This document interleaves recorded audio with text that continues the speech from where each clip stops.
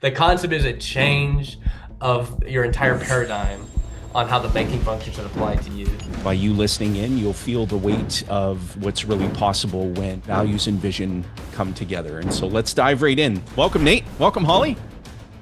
I can attest to the benefit of doing it if you do it, of course, the right way. This is the infinite banking concept, but that concept is a process. You actually have to engage in the entire process. The banking function is meant to be built upon.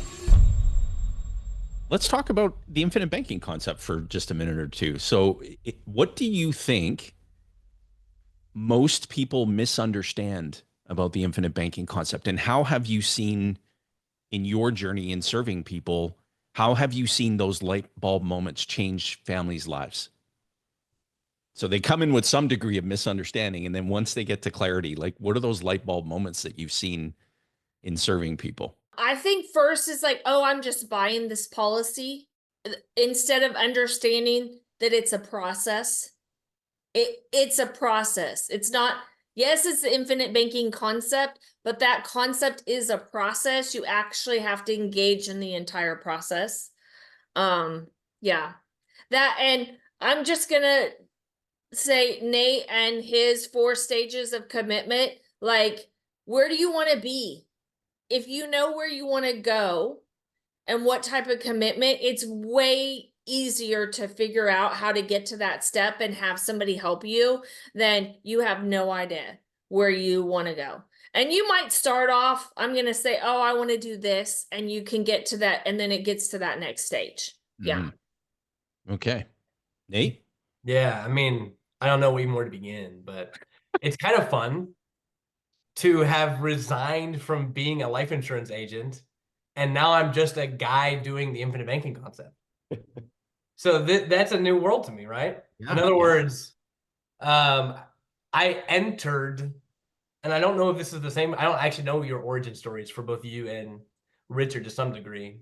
Jason, I may have heard a little bit about yours on that last Ask Me Anything call that we did, but nonetheless, I became an agent and a client practically at the same time. Right. That's essentially what happened. So I was going to school to at the time going to college to I wanted to become a financial advisor of sorts. I barely even knew what that meant as a kid, right? But I knew that's what I wanted to do, or I thought that's what I wanted to do, of course. And so I was going for finance, and I was also dating Ray's granddaughter, his oldest granddaughter at the time. And I had asked him if I could intern over the summer, because that's what everyone says to do. If you're in college, you got to intern. No one cares about your degree anymore. They only care about your experience. You got to go out and get an internship. And at first he said no to me, which is kind of a funny story. So I was like, if I can't get in with my girlfriend's family's financial business, I'm toast.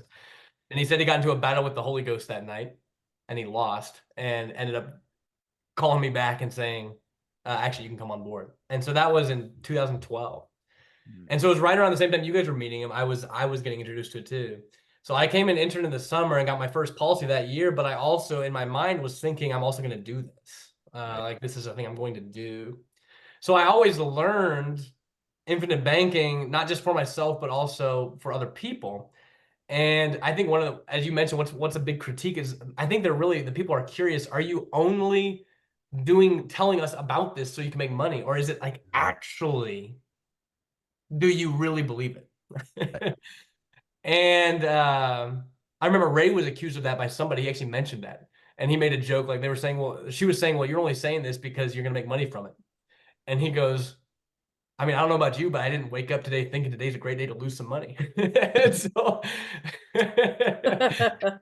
Yeah, I could hear him saying I that. remember that, but it was certainly true. So anyway, I guess that was a long story just to say, like right now, after being in the business for 12 years. How would you like to see a 91-year case study that we put together to explain how this infinite banking thing can work for a family over 2 generations? Well, you know what? Real easy to do that.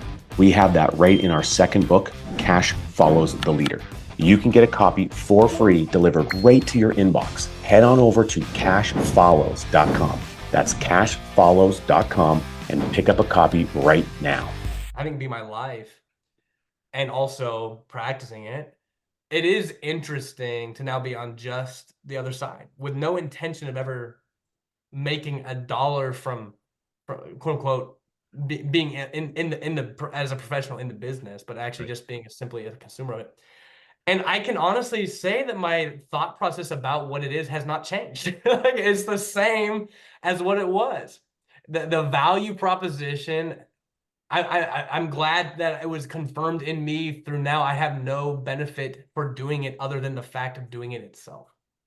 There's no real reason. I'm not learning how to do it just so I can be a better educator of it. And so what you find, me sitting here now having, I think 12 policies, and what I used to say about it has proved to be true. Just the idea that infinite banking as a concept is a platform for you to build whatever you want to build on top of it. That is at its core what it is. The banking function is meant to be built upon. It's meant to be built on. It's not as we've always said, it's not an investment alternative. I mean, as Holly talked about with the stages, it technically can be. You can purchase a life insurance policy and use it as a savings alternative. Sure. That's not infinite banking though. But yeah, you can do that. It's just not what the concept is. The concept is a change of your entire paradigm on how the banking function should apply to you. And it's essentially a new way to bank, of which you get to build whatever you want on top of it. So now I'm actually in that stage where, and I have been, I mean, that's the way I taught it, but that's the reality. So where do I find myself right now? Yeah, reaping the fruits of many years of paying large premiums. And using those policies to accomplish things in life and to invest in other things that now I'm able to receive in passive income, essentially enough to pay my lifestyle, even as a young man, in order for me to go into ministry without requiring a salary. I'm like a testament of the ability of the thing to work, whether or not, but it's only based on what you do with it. So that's what I would say. It's interesting to have come from the industry to out of the industry, and now I get to actually feel like I can speak freely with no hooks, and there's no bias anymore. Who cares what I have to say? I have nothing to gain other than just simply the fact that I can attest to the benefit of doing it if you do it, of course, the right way. So anyway. I love that. Enjoyed this conversation? Watch the full conversation by clicking right here. Or if you want to see more amazing clips just like this, go ahead and click here.